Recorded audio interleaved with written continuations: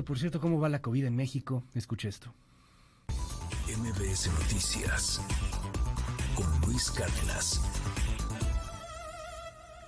Este Consejo de Salubridad General ha determinado la pertinencia de declarar como emergencia sanitaria a la epidemia de enfermedad generada por el virus COVID-19. Que quede muy claro, seguirán aumentando los casos y va a haber muertes. Aquí en el Hospital General de La Perla no nos quieren dar los insumos para poder trabajar. El coronavirus 19 en México, los pronósticos fallaron. Ves a Hugo López-Gatell siguiendo a los mexicanos que ahora sí había que quedarse en su casa. El presidente lo contradice. De continuar la tendencia como va, podríamos cerrar el año con 100,000. Ciertamente la escala de la pandemia en México está subestimada.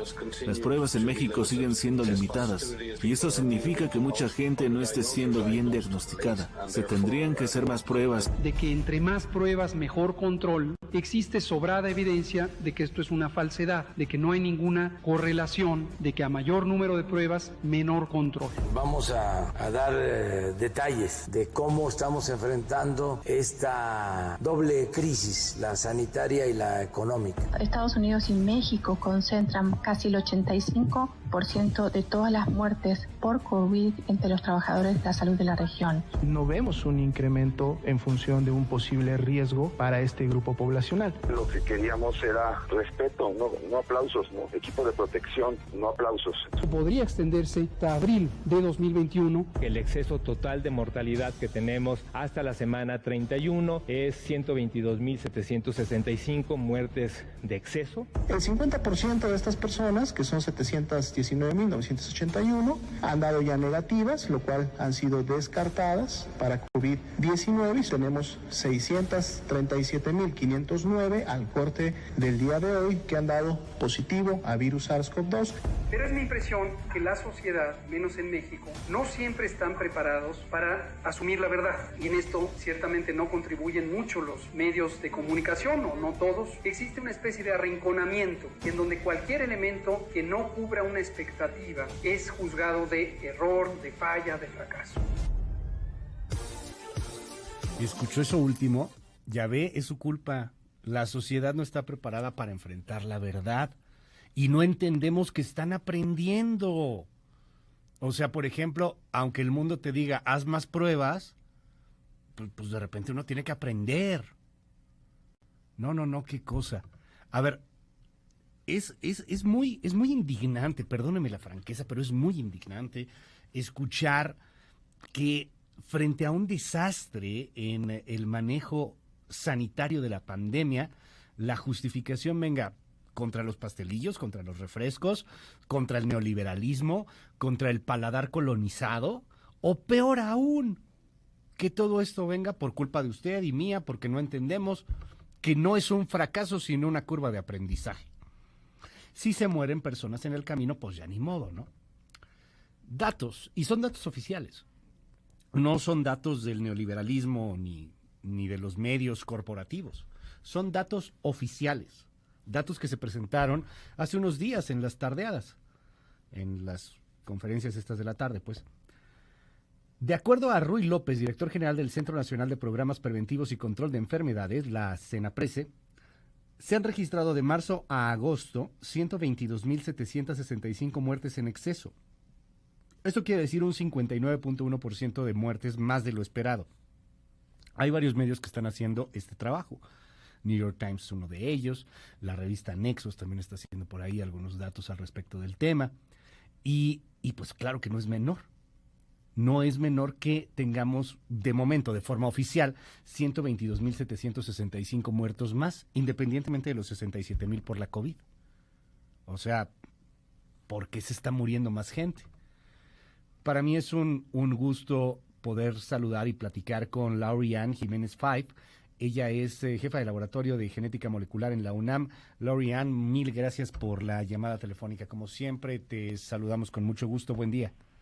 ¿Qué tal? Muy buenos días, Luis. Muchas gracias por la invitación. Un placer estar en el programa nuevamente. Gracias, Lori-Ann. Tú nos has contado un poco al respecto de estos temas y estos datos y cómo, pues ahí están incrementándose los muertos, a diferencia de los que se tenían proyectados. Todo esto, pues pareciera que viene muy por un control deficiente de la pandemia en materia sanitaria. ¿Qué opinas de todas estas cifras? Sí, bueno, primero valdría ahondar un poquito en lo que acabas de mencionar justamente, ¿no? Esto de la curva de aprendizaje. Pues sí, no, sin duda para el mundo entero el COVID-19 ha representado alguna suerte de curva de aprendizaje, nada más que aquí lo lamentable es que la curva de México es una curva de aprendizaje lento, ¿no? De aprendizaje extra lento. Y esa lentitud en el aprendizaje está costando vidas. Y no está costando pocas vidas, sino decenas de miles de vidas. Entonces, pues tal vez la autoridad tendría a bien acelerar su curva de aprendizaje, cuando lo que está haciendo es jugando con la vida de las personas. Entonces, mira, creo que es muy importante señalar esto sobre el exceso de mortalidad. Creo que a la gente no le queda claro lo que el exceso de mortalidad significa. Se han hecho estudios serios como estos que reportan en la revista Nexos, que han realizado Mario Romero Zavala y Lori-Ann de Spiegel, ¿no? Claro, eso está basado principalmente en actas de defunción de los 52 juzgados del Registro Civil de la Ciudad de México. Ellos están reportando desde el inicio de la pandemia un exceso de mortalidad de 31.247 defunciones. ¿Qué significa el exceso de mortalidad, no? O sea, el exceso de mortalidad significa, lo que ellos hicieron es tomar el promedio de los últimos 4 años, es decir, las muertes que ocurrieron, que ya están registradas, que ocurrieron entre el 2016 y el 2019, en cada una de las semanas, digamos, en cada semana del año. Y con base en eso toman un promedio de los últimos 4 años y ven cuántas están registradas este año. Entonces lo que están viendo pues es un aumento significativo en las actas de defunción, que va en ese orden de la cifra que acabo de mencionar, 31.247 defunciones adicionales. Hay varias cosas a destacar aquí, ¿no? Una es que, bueno, la cifra nacional, según nos acaban de contar en la conferencia de prensa, es de 122.765. Cuando se habla de esto, estamos hablando 122.765 muertes adicionales a las que ya normalmente pasan, ¿no? Es decir, que aquí ya no se considera pues la gente que fue atropellada o que le dieron un balazo y se murió, o que tuvo cáncer, o que se murió de un infarto, una embolia cerebral, qué sé yo, ¿no? O sea, esas muertes ya están consideradas en la línea base, digamos, en la mortalidad base. Estos son 122.765 adicionales a la base, que en este momento pues lo único que está pasando adicional es que estamos en medio de una pandemia, ¿no? Entonces se puede asumir que si bien no hay manera de garantizar que absolutamente todas estén relacionadas con COVID-19, no hay otra razón, no hay otra cosa que esté sucediendo ahorita para asumir que no, la mayoría están relacionadas con COVID-19. Entonces, digo, en mi opinión hay 2 cosas que destacar. Uno es esto, que en las cifras oficiales del día de ayer eran que en México tenemos 67.781 defunciones por COVID-19. Eso nos deja en el 4º sitio a nivel mundial. Esto quiere decir que estamos solamente detrás de la India, de Brasil y de Estados Unidos.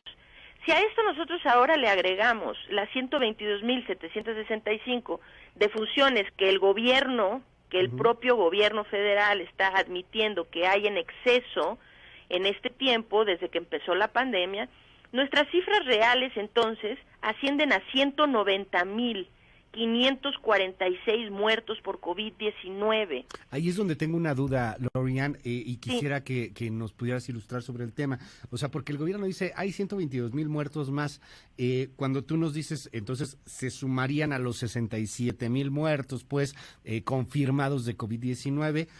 Hay quien dice, a lo mejor, ¿habría que restarlos? O sea, 122,000 menos 67,000, o sea, tendríamos un exceso de 55,000 muertos de COVID-19. ¿Cómo funciona ahí el No, porque el la tema? línea base son los que ya se reportaron. Ok. O sea, que la línea base son los que ya se reportaron, tanto de COVID como de cualquier otra cosa. Ya. O sea, que esto nunca es una gráfica que no inicia en cero, nunca, porque ya considera las muertes que ya están reportadas. O sea, estos 122,000 son adicionales a los 67,000 de COVID. Sí, es correcto. Uf. Y entonces, porque los 67,000, pues esos sí están reportados, ¿no? Entonces Sí, pues esos ahí ya están tienes... incorporados a la línea base. Ahí tiene 190,000. Son 190,546 según la cifra. Nada más esto ya nos deja en el segundo sitio a nivel mundial, solo detrás de Estados Unidos, que a propósito, Estados Unidos está reportando 193,000, o sea que nos dejaría en una diferencia de 3,000 defunciones con el país que ha perdido más vidas a nivel mundial, que es Estados Unidos. Es decir, necesitamos centrarnos en esto. Es que hay algo que no se puede desligar, que es que México hace muy pocas pruebas.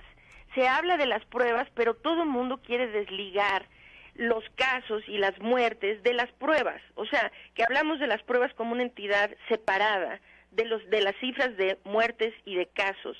Pero son cosas que no se pueden desligar. Es decir, si un país que presenta, ayer se presentaron unas gráficas muy mañosas, ¿no? En la conferencia de prensa, en donde se ponen casos por millón, sí, pero contra países que hacen 10 o 100 veces más pruebas que México, ¿no?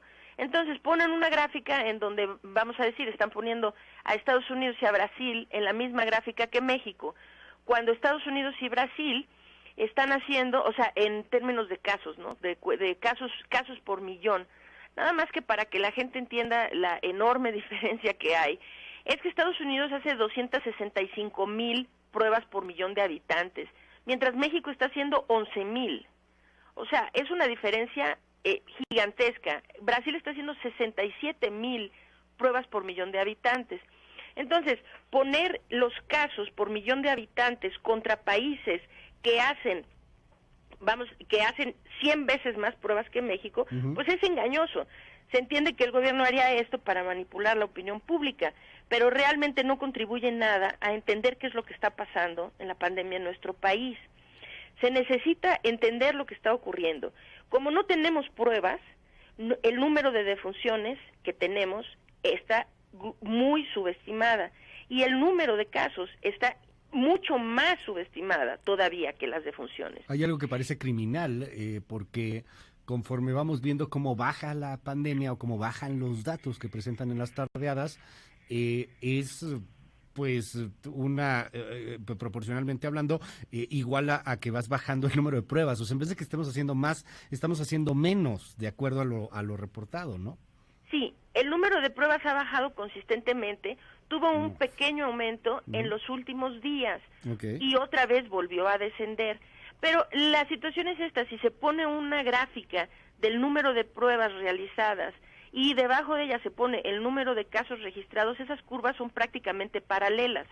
Es decir, que los casos aumentan junto con el aumento en pruebas y disminuyen junto con la disminución de pruebas. Eso quiere decir que pues cuando quieren reportar hay muy poca, ya se están disminuyendo los casos, pero se les olvida mencionar que también están ellos disminuyendo, intencionalmente o no, pero lo cierto es que ellos son quienes tienen el control de cuántas pruebas se hacen, ¿verdad? Y si ellos están disminuyendo el número de pruebas y lo único que reportan es que disminuyen los casos, pues esta narrativa no solo es tendenciosa, ¿no? Sino que, bueno, pues es realmente una mentira que los casos disminuyan cuando de la mano hay una disminución de pruebas. Ahora, quiero nada más destacar una cosa. Claro, por favor. Donde se puede ver esto, donde se puede ver estas manipulaciones, ¿no? Que, repito, intencionales o no, pero pues están haciendo, ¿no? Donde se ven estas manipulaciones es, por ejemplo, en los cálculos del exceso de mortalidad. Hay un dato que es interesante y sumamente preocupante. En el artículo de Nexos de Romero y de Der Spiegel, ellos vieron un fenómeno que es esto. O sea, existe el exceso de mortalidad, la curva, si lo dijéramos de esa forma, la curva del exceso de mortalidad.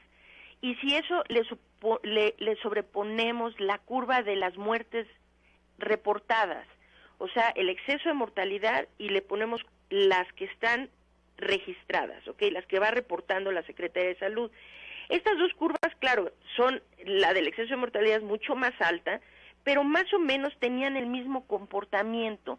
Es decir, que cuando se reportaban más defunciones, también la de exceso de mortalidad subía, y cuando reportaban menos o se estabilizaba, la de exceso de mortalidad iba siendo más o menos lo mismo que los reportes. Ahora, algo súper preocupante es que en las últimas 4 semanas existe ahora un desfasamiento entre lo que reportan y el exceso de mortalidad. Esto es, que lo que reportan de muertes está disminuyendo, mientras que el exceso de mortalidad está aumentando. Es decir, que se está haciendo una divergencia en las curvas entre el reporte de muertes y el exceso de mortalidad. O sea, hay muertos que no se están reportando que muy probablemente son COVID. Correcto, pero cada vez más en las últimas 4 semanas. Conforme se reportan menos muertes, aumenta el exceso de mortalidad. Es decir, que lo que está ocurriendo es que se sigue muriendo más gente, pero cada vez es más diferente, si me lo permiten, lo que se reporta a la realidad. Esto al final de cuentas será una situación que nos llevará a muchas reflexiones más adelante, que la historia terminará por juzgar y que también pues va a dejar el dolor que está dejando cada una de estas muertes, y no lo olvidemos nunca, lo comentamos siempre con todo nuestro auditorio, pues es una vida, o sea, es un número que vivimos, pero es una vida, es alguien que amaba, es alguien que vivía, es alguien que lloraba, es alguien que sonreía, es alguien que ya no está con nosotros, es una familia rota. Lori-Ann Jiménez Five, te aprecio mucho que nos tomes esta llamada, como siempre, doctora. Gracias. Nada que agradecer, al contrario, un placer. Es Lori-Ann Jiménez Five, jefa de laboratorio en la Universidad Nacional Autónoma de México.